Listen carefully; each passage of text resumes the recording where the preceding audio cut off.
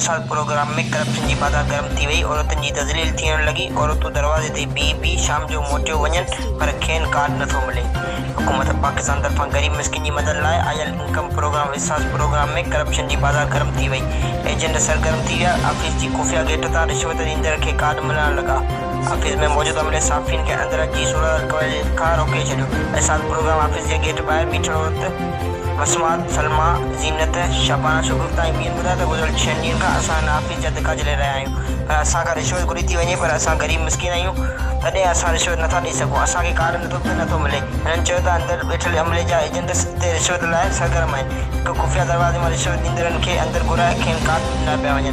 हिननि उहो बि चयो त हिते एहसास प्रोग्राम जी ऑफिस ॿाहिरि बीठल पुलिस एहलकार कुर्बान वठी असां औरतुनि जी तज़लील करे थो ऐं धिका ॾेई असांखे हितां खां दौराए जी कोशिश करे रहियो आहे। पर हिननि चयो त वज़ीर आज़म इमरान ख़ान समेत वफ़ाक़ी वज़ीर एहसास प्रोग्राम में थींदड़ करप्शन जी नोटिस वठे ऐं SSP सुजावल स्वाईअ जे तालपुर नोटिस औरतुनि जी तज़लील कंदड़ पुलिस एहलकार कुर्बान भट्टी ख़िलाफ़ सख़्त कार्रवाई कई वञे।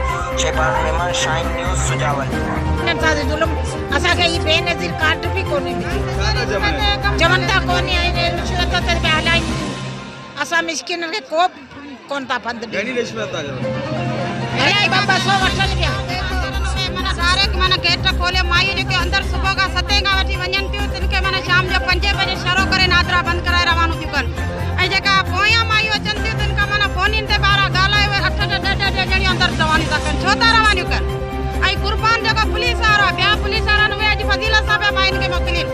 कुर्बान जेको पुलिस वारो आहे त माइयुनि खे सींदियुनि में जले गलनि में जले छिके थो छाजला थो छिके। औरतुनि जी इहा इज़त आहे। ऐं पुट को वात में जंहिं पान विझंदो ॻाल्हाईंदा वेंदा माइयुनि तां थुकूं छॾींदा वेंदा माइयूं वीचारी बेखिलाइलो वेठियूं आहिनि। मूं इलाही चकर ॾिठमि कि अॼु 7 हूंदी आहियां ऐं रोज़ ईंदी आहियां शाम जो 7 महिल वेंदी आहियां घर। ॻाल्हियुनि खे छॾींदा असां मड़ हलियो कोन था सघूं। असांजी का ॻाल्हि कोन था ॿुधनि। असीं बेवा चवंदा त अॼु 8हों ॾींहुं आहे असांजी का ॻाल्हि कोन था ॿुधनि। ख़ासिन खे छॾींदा ग़रीबनि खे कोन था छॾनि। ग़रीबनि खे